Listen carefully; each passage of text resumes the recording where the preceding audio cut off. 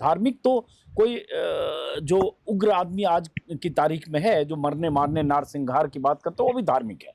वो खुद को धार्मिक ही कहता है ना, एक चोला पहनता है, भगवा चोला पहनता है, कहीं मंदिर का महंत भी बैठा होगा, कहीं किसी मंदिर का मुखिया भी होगा, लेकिन उसके बयान देखिए मारो काटो। मेरे कहने का मतलब है कि इसमें चिंतन की बात आप कर रहे हैं।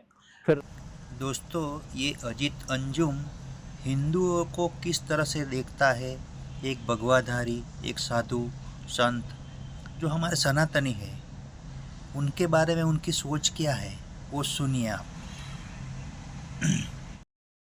राजनीति दो तरह की होती है। आध्यात्मिक में इसे नहीं, हालांकि मैं आध्यात्मिकता को बहुत गंभीरता से लेता हूँ। आध्यात्मिकता बहुत हल्का विषय नहीं है। देखिए, राजनीति के दो धार्मिक तरह। बातों का एक विस्तार देखिए आध्यात्मिक होता है। धार्मिक तो कोई जो उग्र आदमी आज की तारीख में है, जो मरने मारने नारसिंहार की बात करता है, वो भी धार्मिक है।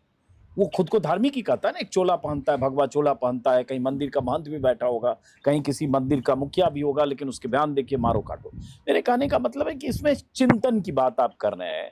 फिर आज इस देश के अंदर लोग अगर मोदी जी को हराएंगे, और हराएंगे जरूर, आप देखिएगा, मोदी जी को हराएंगे तो वो संवैधानिकता के नाम पे नहीं हराएंगे। जो चीज़ें आपको और मेरे को परेशान करती हैं उस नाते नहीं, वो इसलिए करेंगे कि उनकी ज़िंदगी में समस्या है, इसलिए कि महंगाई है, इसलिए कि बेरोजगारी है, छोटा व्यापारी परेशान है। उसके ज़िंदगी के पेन पॉइंट्स को उठाना बेहद ज़रूरी है।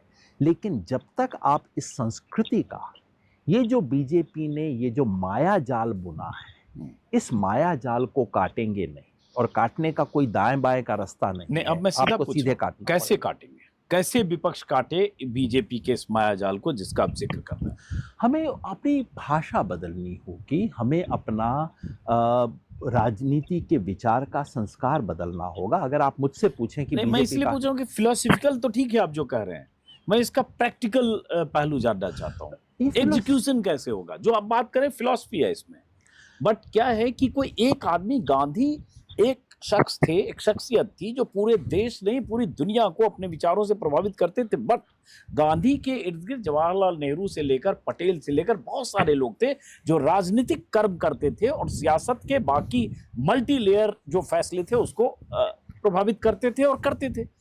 आज देश में वो स्थिति नहीं है जो 47 के पहले थी।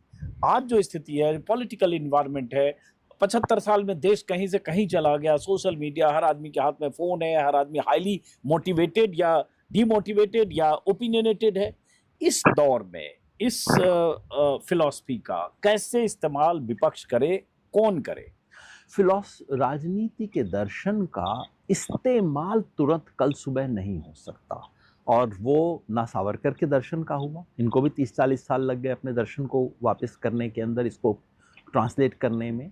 और जो मैं कह रहा हूँ, इससे कल आपको चुनाव में फ़ायदा हो जाएगा, ऐसा मैं कतई नहीं कह रहा हूँ।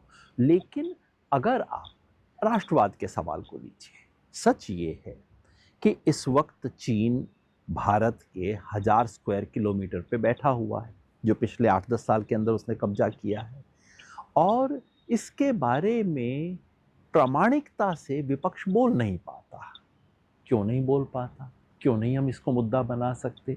62 में हुआ, 62 के अंदर पराजय हुई, कुछ भी आप उसको नाम ले दीजिए, पराजय हुई, अपमानजनक पराजय हुई, और देश को बहुत बड़ा नुकसान हुआ। लेकिन उसके बाद अगर भारत ने कभी भी बहुत बड़ा भूखंड खोया है, तो वो अब खोया है। इस राष्ट्रवाद के सवाल को, ये तो राष्ट्रीय अस्मिता का सवाल है, राष्ट्रीय सुरक्षा का सवाल है, राष्ट्रीय सीमाओं का सवाल है। इन सवालों को हम प्रभावी तरीके से क्यों नहीं उठा सकते?